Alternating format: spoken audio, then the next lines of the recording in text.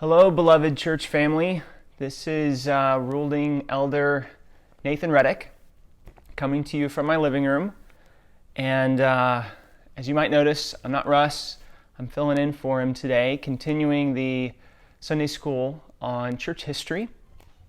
And I've chosen an area that I've been particularly interested in lately. It's the period right after the Reformation called Protestant scholasticism, or orthodoxy, it's also known as. I'm by no means an expert on this topic. This is just something I've been reading about lately. So what you'll see me doing is being pretty connected to my notes today, but hopefully it'll still be interesting, and I appreciate your patience with me. And I also hope that there's some excitement that you'll have afterwards on maybe researching this period of history more on your own. And I'll have some resources to point out that you might use to do that. Okay, so why is this period of history interesting to me? Well, I very much like the detailed, logical construction of the theological system that they use.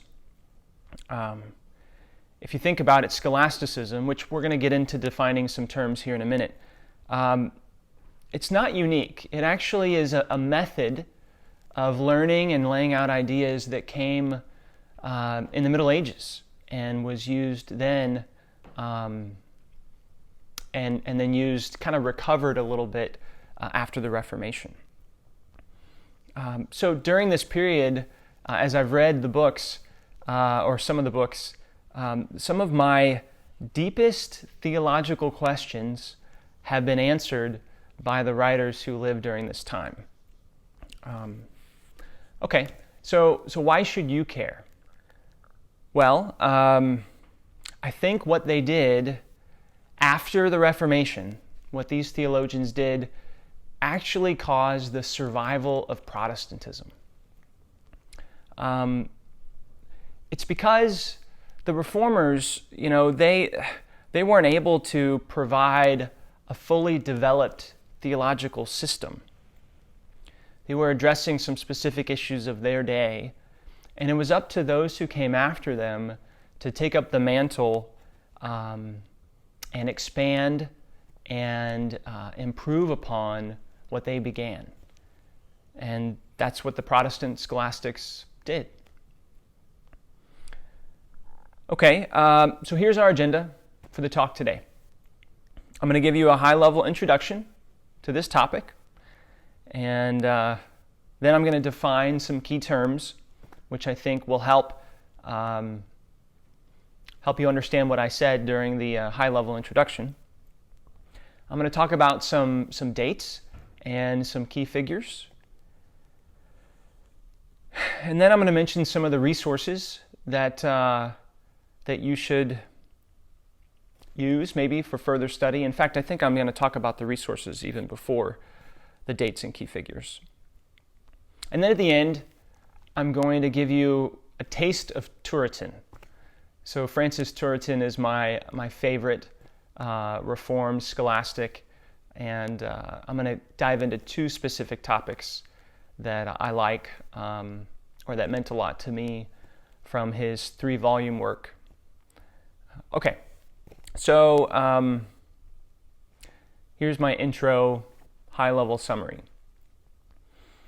Early confessions of the Reformed, or of the Reformation, they focused on, as I mentioned before, theological doctrines that were specific to their day, and it had a lot to do with the abuses of the Catholic Church around areas such as grace and faith, justification, and the sacraments. So the Reformers, you can think, were time-bound in what they produced because they were focused on addressing those issues and not focused on creating an entire system of doctrine from the Scriptures.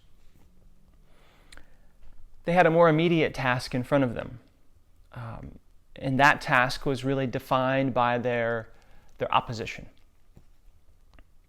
So this opened the need for the Protestant Orthodox to come immediately after them. The Orthodox held fast to the right teaching of the Reformation, but they carried it forward, they expanded on it, and they codified it in a way that the Reformers just weren't able to do. So, as I kind of said before, the Reformed scholastics took the systematic and scholastic methods of like the 13th, 14th, and 15th centuries, and they married that academic approach with the theology of the Reformation from the 16th century.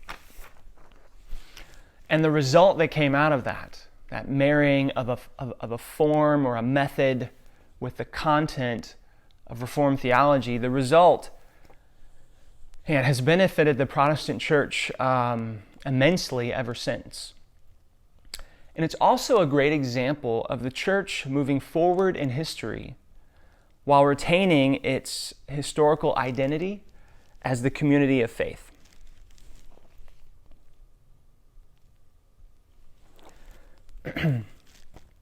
So whether we recognize it or not, the church today is actually greatly indebted to the Reformed Orthodox theologians from the scholastic period. Don't feel bad if you don't know much about this period. I didn't either until very recently. But I think there's a reason for it. The theology of the Reformation has always received more interest than what came immediately afterwards. And it kind of makes sense in a way, because the originators of a movement normally receive more attention than the codifiers and perpetuators of that same movement. So one of the most significant recent authors that looked into this period of history was Richard Muller, and I have his 4-volume post-Reformation Reformed dogmatics here that I've just recently gotten into. But he had this to say. Here's a quote. What the Reformation began in less than half a century, Orthodox Protestantism defended, clarified, and codified over the course of a century and a half. The Reformation is incomplete without its confessional and doctrinal codification. End quote. So I like that. I like that because I think it tells a fuller story of how we've gotten the tradition that we have today handed down to us. And I think it's a story that people often neglect to tell because they're so focused on Calvin and Luther and Beza and Zwingli, and appropriately so. I mean, their point in history is pivotal. But those who came immediately after, post the Reformation, did some great work, and that's what I want to talk about today. So just real quick on this topic of continuity or discontinuity with the Reformation, which we're kind of talking about. Here's a question I'd like to ask and then answer. Was there a break between the Reformation and Reformed scholasticism? And I think the question is trying to get at something that people have wondered about, right? These heady, very focused on systematizing theologians that came after the Reformation. Was it something that Calvin and Luther would have said yes to, good, or would they have not liked it? And so that's what this question's getting at. Was there a break? And I think some argue that that there was a break because the scholastics maybe were trusting in human reason over against divine revelation. and maybe that this is an example of rationalism sneaking into the church. And this brings up the topic of epistemology, right? Epistemology is how do we know what we know? And Aristotle believed, or taught that we knew what we knew based upon natural law, human comprehension, and really downplayed the idea of revelation being the source of revealed truth. And during the Reformation, Luther, he did a pretty good critique of Aristotelian logic. And because of that, Luther was critiquing the scholasticism of the Middle Ages in part of what he was doing. So I guess the question could also be reformed. Does that mean that those who came after the Reformation, the Reformed scholastics, if they somehow resurrected the method of academic understanding and learning from the Middle Ages and married it with Reformed theology from a content perspective, was that a good thing?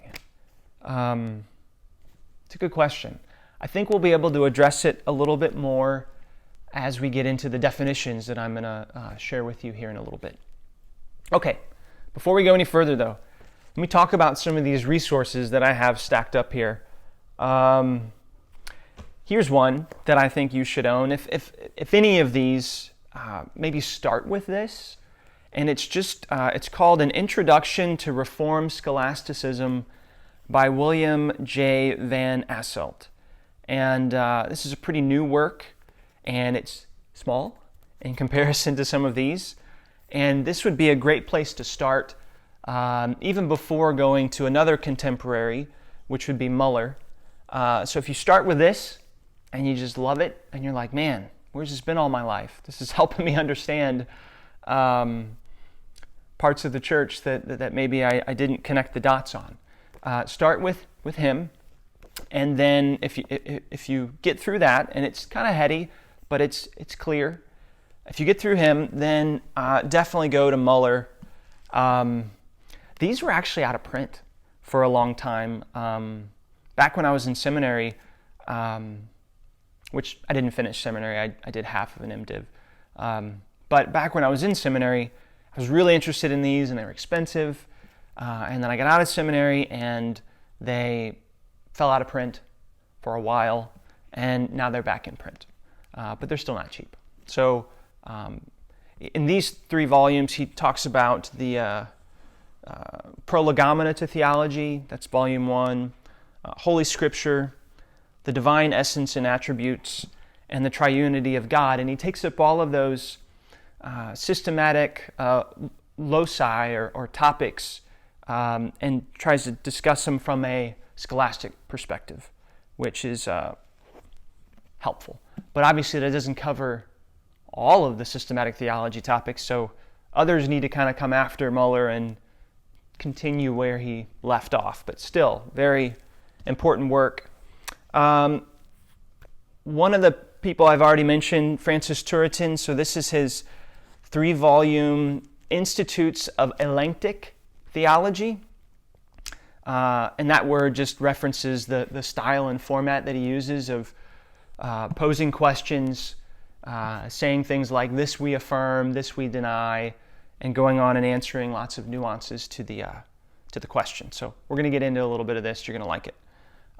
But 3-volume work, not too expensive, and of all the scholastics, of all the Reformed scholastics in the period that we're going to talk about, if you buy anybody's works, buy Turretin. And then Turretin, following up him, would be Charles Hodge, his 3-volume Systematic Theology. It's a pretty old version. But Hodge was such a huge fan of Turretin, and he just blatantly quotes him in large chunks and steals from the Reformed scholastics in the majority of his work. So his systematic theology came from a series of lectures that he gave to students at Princeton, and he put it into a three-volume form. But he was not ashamed to just plagiarize straight up, because he didn't think that was a bad thing. He thought it was just carrying on the history and tradition of the church. And I guess plagiarism wasn't important when you're teaching at a seminary, but then it became a book or a three-volume set, and some have scratched their heads since then like, he stole. I don't care. I mean, it's sound theology, and he's carrying it forward. I wish that happened more today. And then someone who came after Hodge, another contemporary, is Louis Berkhof. And Berkhof did the same thing as Hodge, stole from Turretin and stole from Hodge and carried the tradition on today. So, this used to be the textbook for systematic theology across conservative seminaries for decades. And in my opinion, is still one of the best. But he's not reinventing the wheel, right? He's not doing anything new. He's just carrying on the truth of Scripture, because it doesn't change, right? God doesn't change. And anytime I think of people saying creative theology, or boy, he really came up with something new, you should kind of scratch your head and wonder, really? Because there isn't really anything new. So, and these men believe that as well. So this is like a two-volume work put together into one, Louis Berkhof. And then just a few others. Herman Witzius, 2 volumes on the economy of the covenants between God and man. Really great. Also a scholastic individual. And then John Owen, that's his 16-volume set back there. He's also a Puritan, and just great stuff. So, all right, let's continue. That was my resources section. Just based upon what I have. There are obviously others you could get, but this is what I have. So let's define some terms. I keep checking the time. So, scholasticism. You've heard me use that word multiple times. Let's talk about it. It's an academic style and method of discourse. It's not particularly focused on a theology or a philosophy, right? So it's more of a method that was used in engaging theology on an academic level. Pause, get a drink.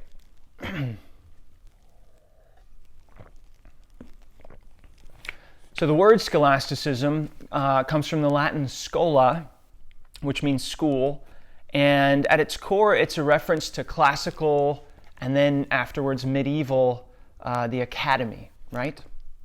But here's the funny thing. If you heard the word scholasticism spoken or written about recently, like within the past century, it's likely been used in a pejorative sense to mean, as one theologian, Carl Trueman, put it, quote, a theology which is rationalistic, abstract, trivial, pedantic, or obscure. Which, by the way, none of those are positive things. But I think that's an unfair judgment. Why? Because scholasticism is a technical term that actually refers to form rather than content. In other words, it's an academic method of distinguishing between ideas. This idea we affirm, this idea we deny, and that is independent of content. It's independent of the theology or the philosophical commitments that one can either affirm or deny. So Muller and Van Asselt, they both really point this out in the openings to their books. They make this same observation. It's about form. Scholasticism is about form rather than content. So you could put it another way. The difference between Roman Catholic, Lutheran, and Reformed scholasticism has to do with the content of each of those faiths, and not the form. They're all using the same form. They're all using the same approach. And it's an academic approach that, in my opinion, brings a lot of clarity. But others find dry and pedantic, rationalistic, trivial, things like that. Okay, orthodoxy. Here's a term that we need to define. I'll just give the definition. Orthodoxy is a historical denominator indicating the latter part of the 16th through the early 18th century. So the word orthodoxy can also mean just right teaching. But for the purposes of our discussion today, and for just thinking about a period in history, we're going to use it for that rather than right teaching. We're going to talk about it as referring to a period of history immediately after the Reformation. So we're talking 1565 or so up until the early 18th century, and definitely ending prior to 1750. And scholars have been able to divide the time period of orthodoxy into three periods called early, high, and late orthodoxy. So here's the dates for those. Early is 1565 to 1640, high 1640 to 1725, and late anything from that 1725 to prior to 1750, but probably not even very close up to 1750. Okay, here's another term, Reformed, one that we should all know, but in case you're watching and you don't know, the word Reformed refers to the theological content tied to the confessions that came out of the 16th and 17th centuries, right, during the Protestant Reformation. So those Reformed confessions, kind of in distinction from the Lutheran confessions. Okay, another term, Reformed scholastic. That would be a writer or document belonging to the Reformed as distinct from the Lutheran wing of the Reformation and characterized by the use of an academic or scholastic method. So we've kind of talked about that. And last term to define, Reformed Orthodox. So that would be an individual or a theology that stands within the confessional framework of the Reformed churches, and it conveys the right teaching of those churches. Okay, so who are these people? I've named a few. You may have heard of those names. If not, let's talk about some others within these three periods of orthodoxy, early, high, and late. So these theologians, it was an international phenomenon, right? So they're Dutch, Swiss, German, French, English, and Scottish. They all contributed to the development of Reformed Orthodoxy, and they even dialogued with each other across their national boundaries, using whatever technology of the day that they had, which was probably snail mail. So here are some of the names, some of the notable names, not all the names, but we're going to break it down from each period. So early Orthodoxy, you've got Zacharias Ursinus and Caspar Olevianus. And you might have heard of those names because of their contributions to the Heidelberg Catechism.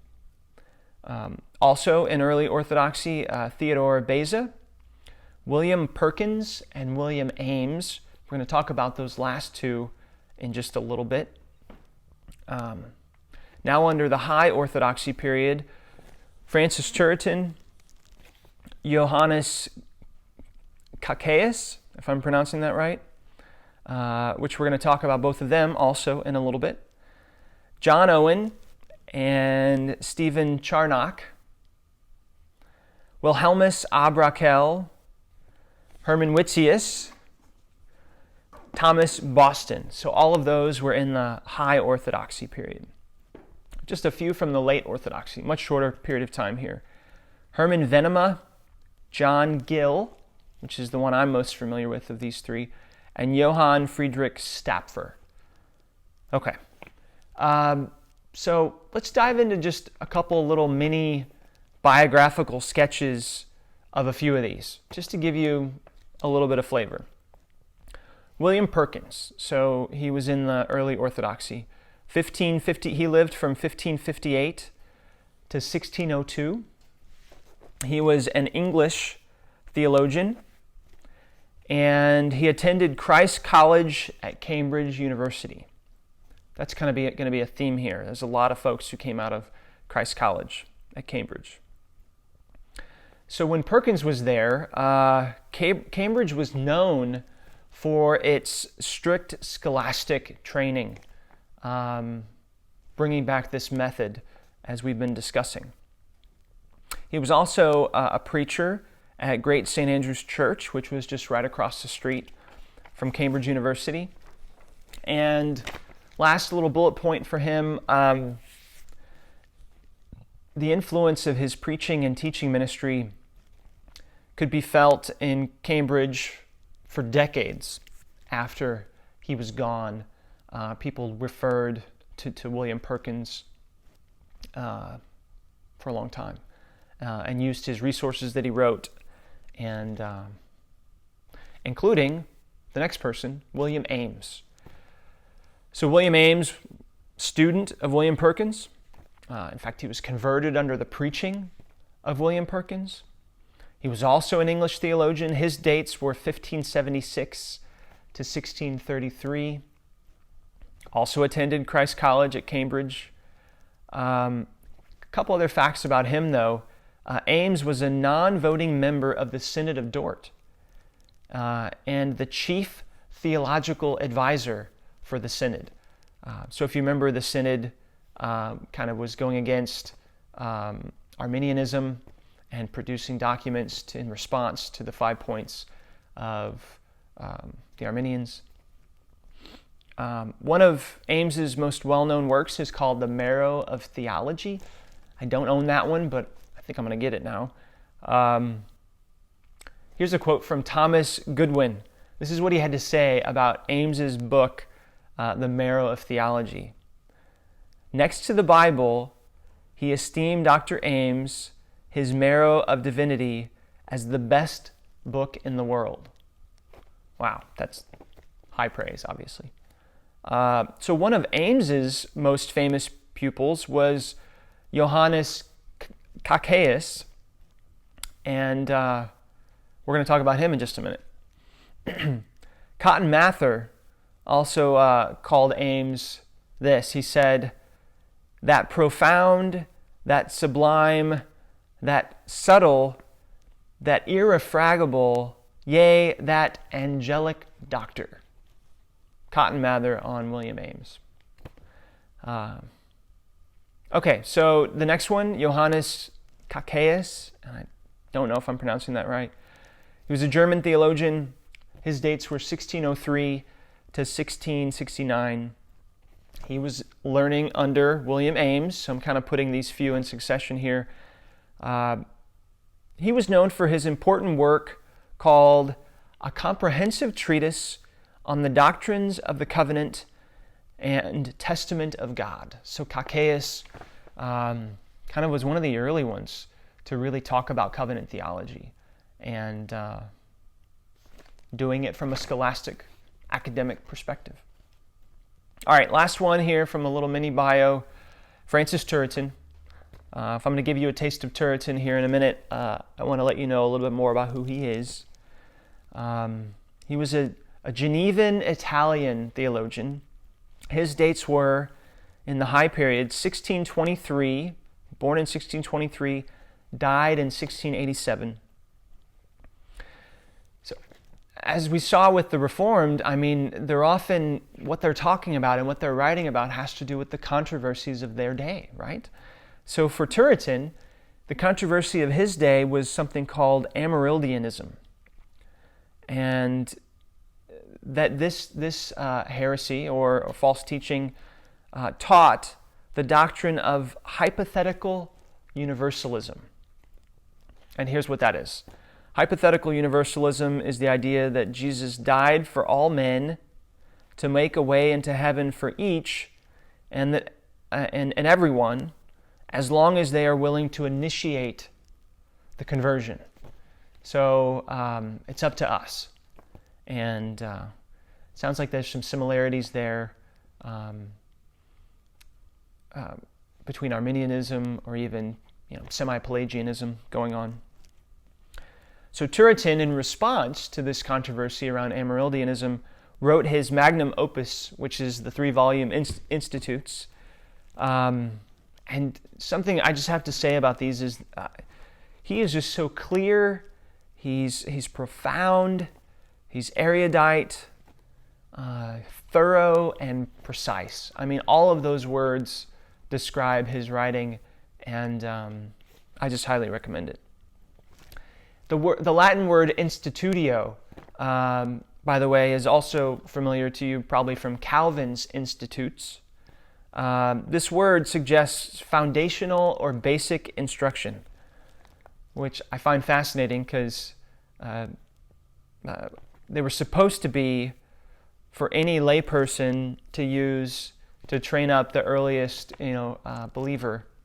But today, in our time period, both Calvin's Institutes and Turretin's, they wouldn't be considered basic. They're pretty challenging for us. So what does that say? I think that says that maybe we need to give study a little more attention. Maybe we need to, as 21st century Christians, know what we believe and why we believe it better than we do. And then Calvin and Turretin wouldn't be considered so hard, maybe.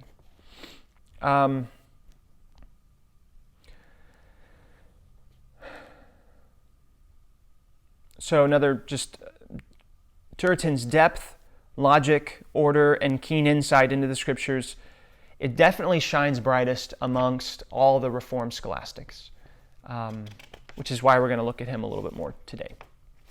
One other item worth noting, actually I already said that one, so I'm going to skip it. Okay, a taste of Turretin. Here we go. Time check. I'm doing all right. In Volume 2 of Turretin, so before I get into this, my hope is in giving you a taste of Turretin not to fully explain these two topics that he's going to be bringing up, but just to give you a taste. And my goal is that you might want to research more. Buy his 3-volume, I'm not getting any cut on it, by the way. Buy his 3-volume Institutes, and neither is he, because he's dead. And maybe see how he answers other questions that you might be interested in. These are just questions that I've been really interested in, and his answers just have been mind-blowingly helpful and clarifying. And not inventive, again, but exposing and explaining and expositing what the scriptures have to say. So let's get into it. Volume 2, page 184, he asks this question. Is the covenant of grace conditional, and what are its conditions? I'll say that again. Is the covenant of grace conditional, and what are its conditions? He breaks his answer down into 3 areas, just as any good scholastic would do. And those 3 areas are occasion of the question, statement of the question, and source of explanation. So just a few highlights coming from these sections. In the occasion of the question portion, he's saying that the occasion is this controversy happening, or a previous controversy, about justification against the papists. And the papists for Turretin is Rome. So I think he's pointing back a little bit to the Reformation here in the occasion. And then he states the question, again, under statement of the question. Within this section, he's trying to distinguish between an antecedent and consequent condition. Okay, an antecedent and consequent condition. This is really helpful, so pay attention, close attention to the next few things I have to say so that you can get an understanding of this distinction, which was really meaningful to me. So what is an antecedent condition? It's a condition that receives the benefits of the covenant through one's merit. Having a right to the reward, that's all part of an antecedent condition. You meet the condition, you now have a right to the reward. How do you meet the condition? Through your own personal merit.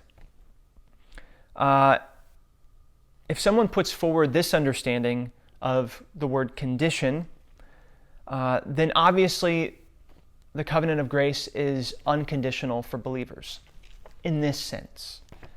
But the next one, a consequent condition, has to do with an instrumental cause.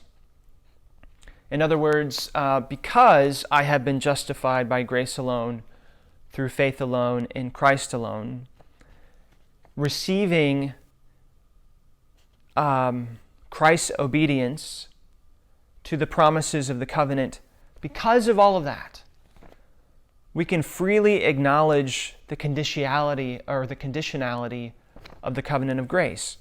And that condition is faith. Faith and repentance, which go together and often just referenced as faith. Faith is the condition of the covenant of grace. Here are a few verses that help support this. So John 3:16, right? Whoever believes in him will never perish. There's a condition built into that. You have to believe in order to not perish. John 10:9. If you confess and believe, you will be saved. Again, faith as a condition, confessing, believing, and then what you receive is salvation. Mark 16:16. Whoever believes and is baptized will be saved, right? So this is rightly known as the condition, and this is how we can talk about the covenant of grace as conditional. It's conditioned upon faith. Whereas, say, the covenant of works would have been conditioned upon Adam's perfect, personal, and also perpetual obedience.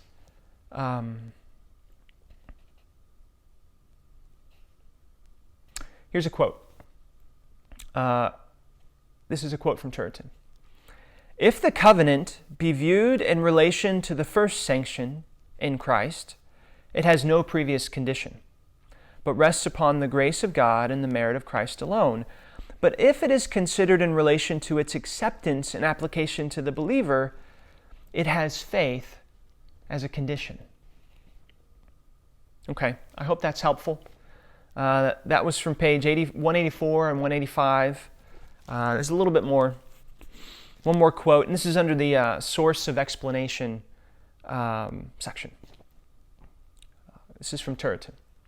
Although the covenant of grace be conditional, the promises of the law and gospel are not therefore to be confounded. There remains a manifold difference in the matter. He then goes on and gives some really helpful distinctions between the law and the gospel. So again, something I love about the scholastics is they build a good case. Man, they do. They don't ever propose a solution or an answer to a question and then leave you wanting more. They kind of exhaust their answers and leave no stone unturned. That could be frustrating to you, but to me it's very helpful. Okay, so here are some helpful distinctions between the law and the gospel from Turretin. The legal condition is an entire and perfect obedience to the law. He cites Romans 10:5. But the evangelical condition is faith. And he cites Romans 10:9 in the same section. And this faith is not a faith that's perfect and free from blemish, but a living and sincere faith. I like that. That's from page 186. He also says the legal condition is, quote, only commanded but not given or promised. But the evangelical condition is both commanded, promised, and also given. Right? I love this. Whenever you hear someone talk about the gospel, you look at what God requires, but He grants what He requires. And that's why it's gracious. Turretin also says the legal condition is summarized in the phrase, do this and live, from Leviticus 18:5, where life is granted to the doer of the law, but the evangelical condition cannot be called the cause of salvation because it is a pure gift. Right? I mean, the only cause of our salvation is the life, death, burial, and resurrection of Christ. And it is in that life portion, when we speak about the life of Christ, that we have to acknowledge His active obedience to the law. If we didn't have that, then the do this and live phrase of Leviticus 18:5 would be something that would still be demanded of us today. But because Christ fulfilled the law, it is satisfied, it is complete, it is finished, tetelestai, then it is therefore a pure gift to us. All right, time check. Yep, getting close here. One more example from Turretin, and then we'll be done. Okay, on page 262, Turretin, this is again of volume 2, probably my favorite volume, a lot to do with covenant theology. On page 262, Turretin asks whether the Sinaitic legal covenant made by Moses with the people of Israel on Mount Sinai was a certain third covenant, distinct in species from the covenant of nature and the covenant of grace, period. Then he says, we deny. And then he goes on to explain why we deny it. So what is he denying? He's saying, no. The Mosaic covenant was not a third covenant. It's actually not distinct from the covenant of grace. It is part of the covenant of grace. But then he goes on to explain how that could be. Because so many people have looked at the Mosaic covenant and scratched their head and said, this is so different than what God did with Abraham that we have to call it something separate. In fact, John Owen creates like a third covenant or a third way for the Mosaic and sets it apart from the covenant of grace. But we, Reformed Presbyterians, believe in a bi-covenantal structure. Covenant of works, covenant of grace, and the covenant of grace includes the Mosaic covenant. And Turretin really helps us understand why we can say that. Okay, his first section under this is called Various Opinions Concerning the Sinaitic Covenant. And one note I'll make here is I love the way that scholastics, including Turretin, they lay out all the possible positions that good, respected men have taken on difficult questions. And Turretin does this in a way that doesn't present a straw man in order to make his position appear stronger. No, he tries honestly to accurately explain a few other positions, ones that he doesn't hold, but he explains them in a way that if the person were listening who holds that position, they would say, yes, that represents me well, I agree, and fine. For the sake of time, though, I'm going to skip down to the section in this answer that Turretin calls Common Opinion of the Orthodox Concerning the Threefold Covenant, and just highlight a couple things from that. So within this section, Turretin distinguishes between, I love this, the form or mode of dispensation over against the substance of a covenant. So form or mode versus the substance.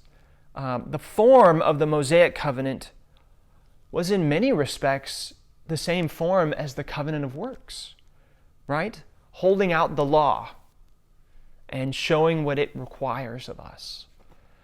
But the substance of the Mosaic covenant was the gospel of grace. It was the exact same substance as the Abrahamic covenant. So why? How can we say this? In order to demonstrate that the legal demand of perfect and personal obedience was impossible for the sinner, God did this with the Mosaic covenant so that the Israelites would feel the curse of God hanging over them and thirst for the righteousness provided in the gospel, and as a result be driven to Christ.